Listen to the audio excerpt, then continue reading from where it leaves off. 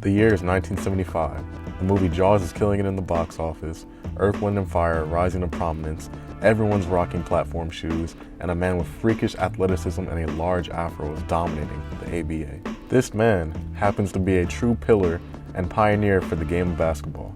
He played with an unparalleled sense of finesse and flair that carried the sport into the mainstream. Whether it be through an insane posterizing dunk or a cradle layup behind the backboard, this man had the world's attention at all times when he stepped on the floor. He inspired many legends that inspire us today, such as Michael Jordan, LeBron James, and Magic Johnson. Meet your idol's idol.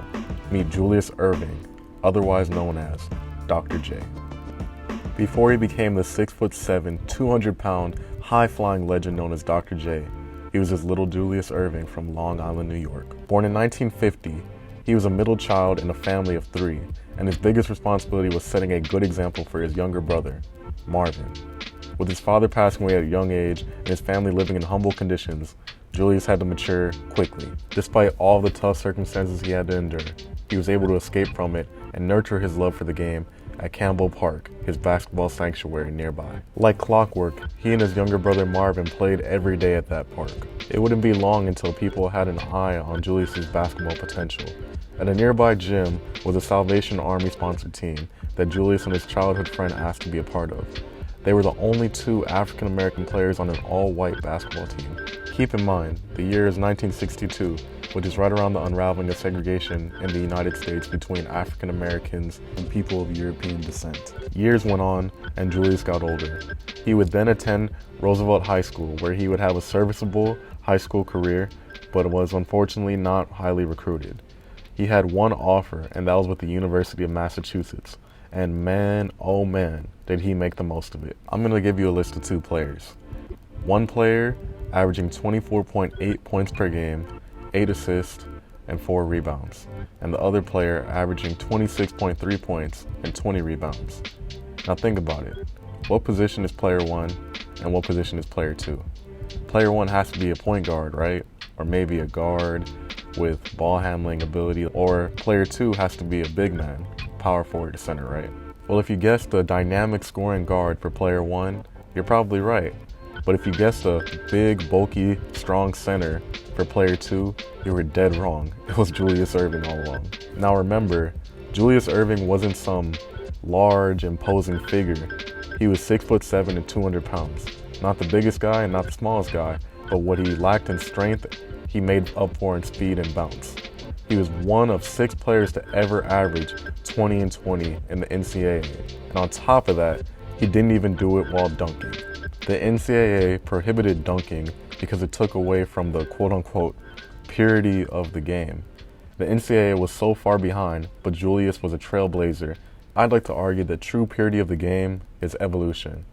Basketball needed to evolve in order to get better. That's like saying that Curry isn't a great player because he's not a true point guard and more of a score-first guard. And that's like saying that Nikola Jokic and Joel Embiid aren't true players because they're not the quote-unquote version of a center, a rim runner, and a shot blocker.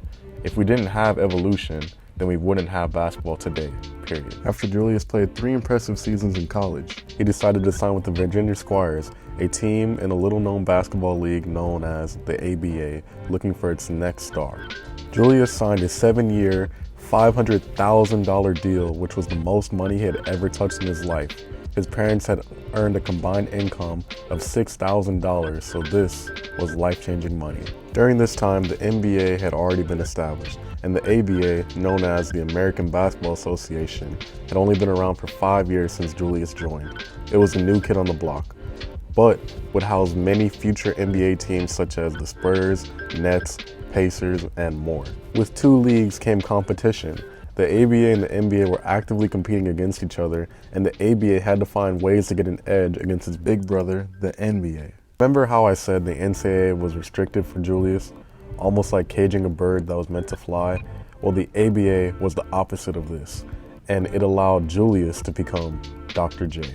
Instead of having a purely technical brand of basketball, the ABA wanted to inject pace, athleticism, and flash into their game, and Dr. J delivered. They would even don a 30-second shot clock and be the first league to introduce the three-point shot. Dr. J was dominating in the ABA and becoming one of its newest stars, averaging 27.3 points as a rookie and 31 points as a sophomore. All was well. Well, until it wasn't. Remember that deal I told you that Dr. J signed? The deal that gave him the most money he had ever made in his entire life so far? Well, the person who negotiated that deal on his behalf was his agent Steve Arnold. The only thing is, Steve Arnold worked for the Virginia Squires. That's right, you heard me correct. His agent worked for the team that he was negotiating the deal to sign with. Major conflict of interest, right?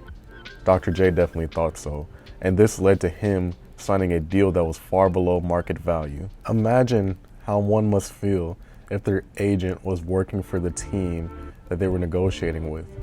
All that trust, all that money, all that time, all that effort being betrayed and misused in the wrong direction. Dr. J was betrayed and he felt like he needed a new home, and that's exactly what he started working on doing. When finding a new home, Dr. J set his sights on the Big Brother League that was next to the ABA, which was the NBA. Dr. J had been drafted by the Milwaukee Bucks formally in 1972 with the 12th pick. The only thing is, he had already signed a deal with the ABA, so this was not allowed. Dr. J also signed a deal with the Hawks after his stint with the Virginia Squires, and actually had a brief time period there where he played alongside Pistol Pete in training camp and played 2 preseason games. There was really a reality where Dr. J and Pistol Pete could have been on the same team, or Dr. J and Oscar Robertson and Kareem Abdul-Jabbar could have been on the same team as well, forming one of the first super teams to ever exist. Imagine what if. Comment below how many championships Dr. J would have won with the team featuring himself and Pistol Pete, and how many championships he would have won with Oscar Robertson and Kareem Abdul-Jabbar. Now let's get back to the video. So what was the result of this 3-way race? Every team wanted him and every team had a right to have him, but unfortunately, a court ruled that Dr. J was ordered to go back to the Squires because he was still on contract with them, despite being betrayed. But eventually, the team would have to trade him because they were financially struggling and did not have the financial resources in order to keep him. Where was Dr. J's new home gonna be? Well, it was a familiar one. He was going back to New York for the New York Nets. Dr. J had come home. His popularity at this time was already at an all-time high, but this is where he would become the face of the ABA and go on to have one of the best 3-year runs in ABA history. On the court, he would go on to win the ABA MVP 3 times in a row and 2 titles in 1974 and 1976. Dr. J was a powerhouse on the court and bringing in the fans. Back then, ABA games weren't commonly televised, but his legend grew just through word of mouth alone. People heard about Dr. J and packed stadiums. He progressed the game by participating in new events such as the first ever dunk contest, where he won against ABA legends George the Iceman Gervin and Artis Gilmore in 1976. We've all heard of Rucker Park in New York, right? The Pro-Am League where NBA legends go in the off-season to play and show off. Well, Dr. J was the first legend to make Rucker Park. Rucker Park. People who ran the Rucker Park League call him the best player to ever be in their Pro-Am League. He grew the biggest crowd in Rucker Park history, packing people along buildings, bridges, everywhere.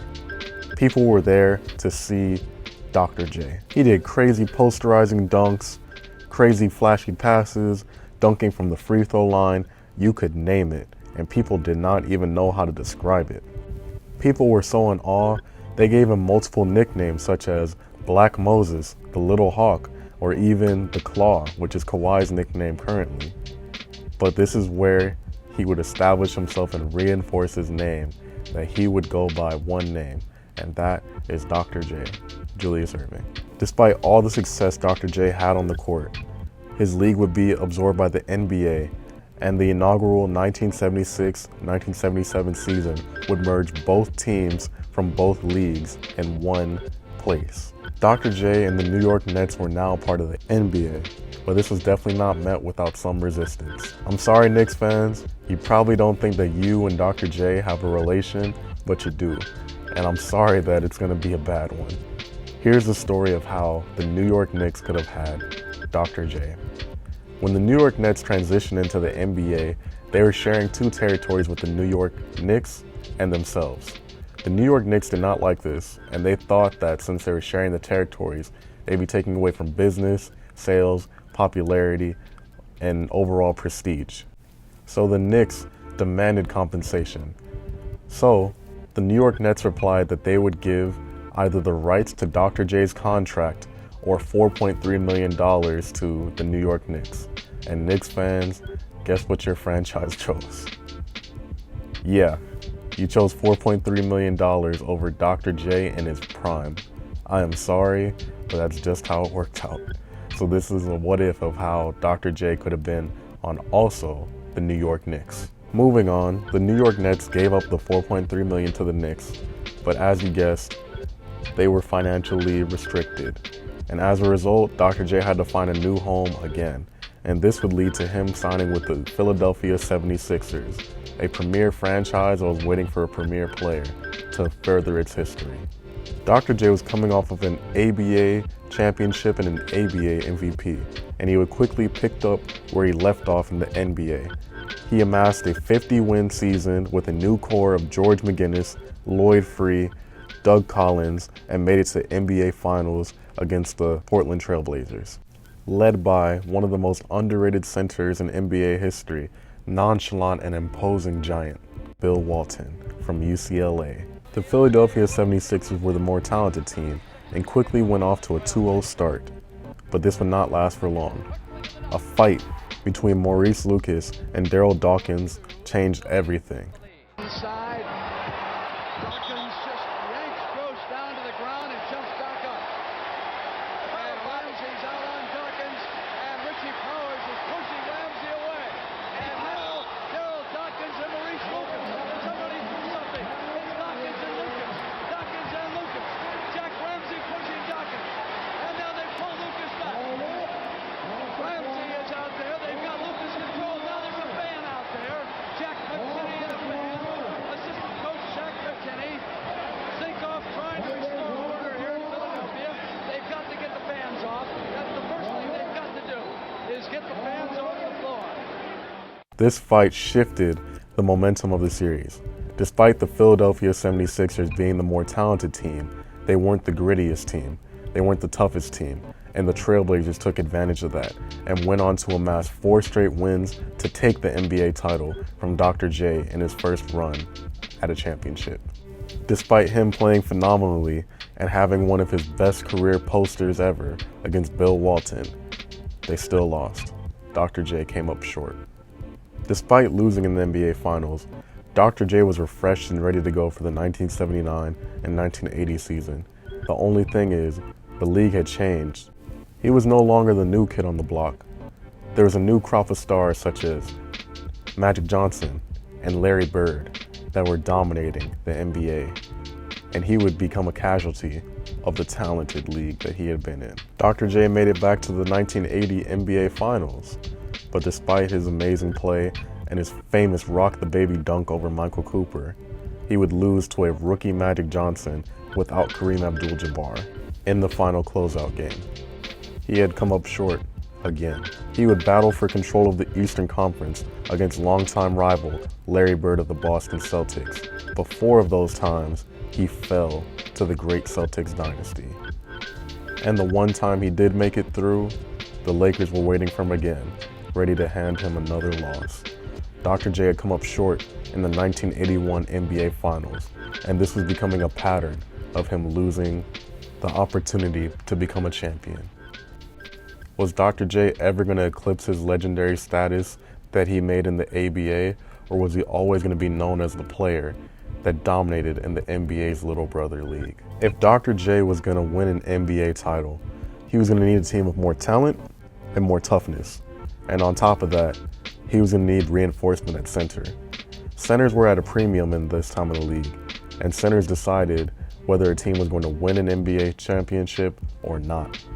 But where was one available? For just the 76ers' luck, Moses Malone, the former MVP of the Houston Rockets, was available. Moses was a tough, workhorse, physical bucket, and was exactly the piece the 76ers needed. With the acquisition of Moses Malone, the team's potential was unlimited. The 76ers were ready to bring home the highly coveted title that eluded them all these years. Instead of Dr. J just being the #1 option for a team that had quality supporting pieces, he was now 1A and 1B with Moses Malone and quality supporting pieces, which made things quite difficult for teams to defend. You had the high-flying Dr. J above the rim, and you had the workhorse Moses Malone below the rim, and this duo would prove to be unstoppable as the team amassed a record of 65-17, while also being a top 5 offense and a top 5 defense. After the Sixers secured one of the best records in the NBA, it was now playoff time.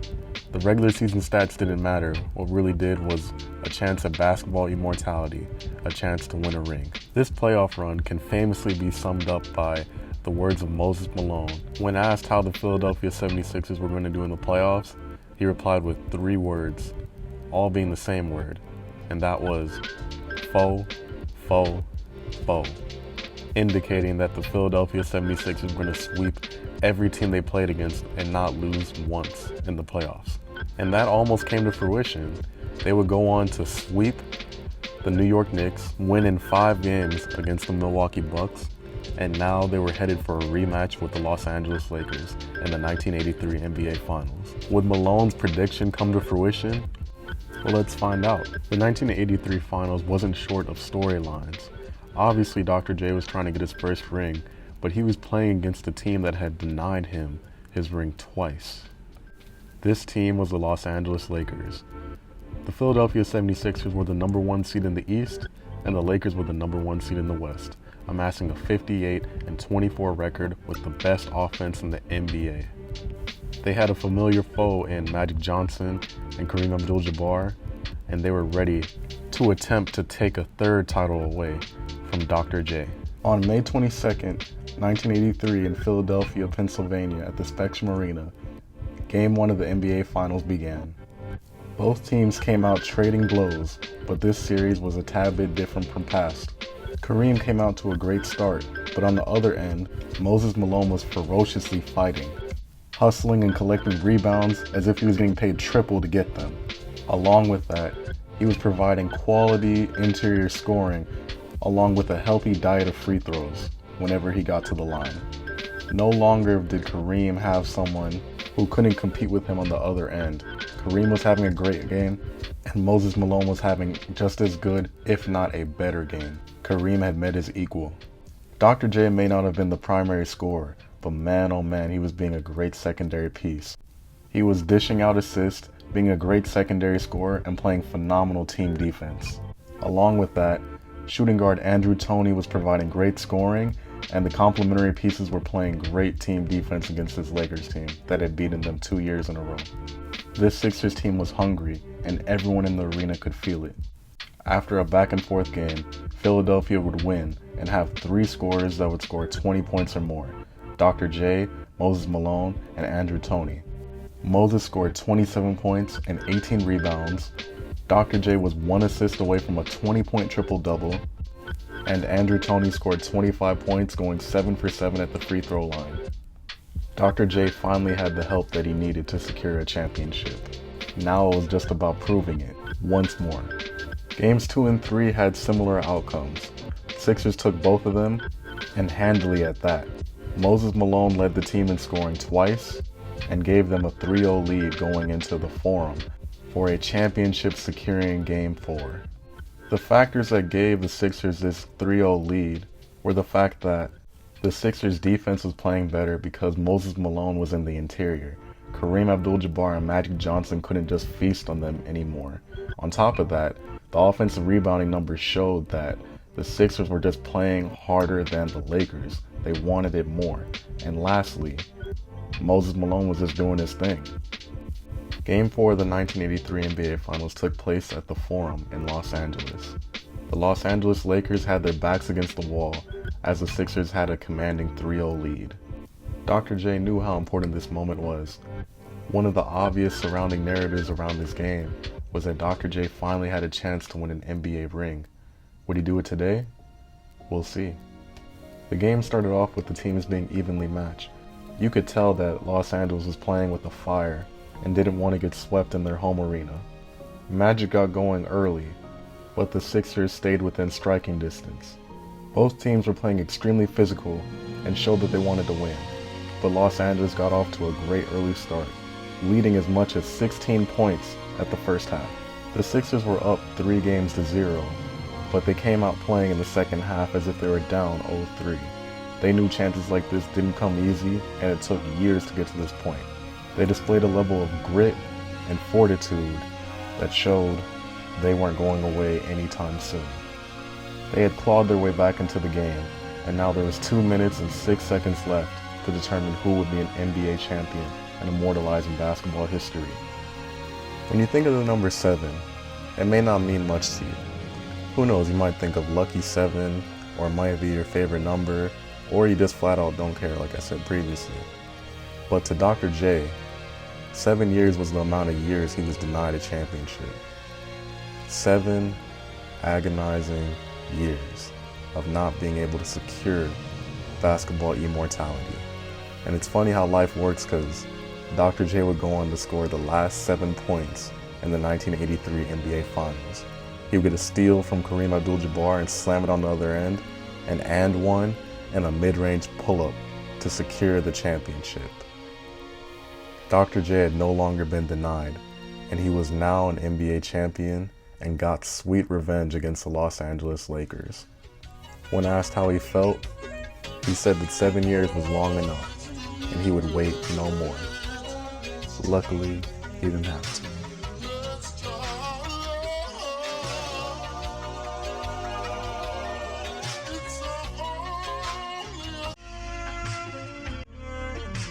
Fast forward to 1987, and it is a farewell year for Dr. J.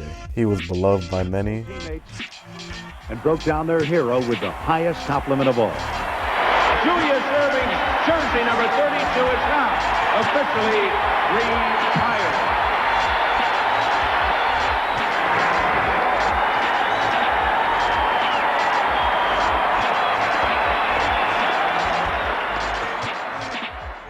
inspired his peers.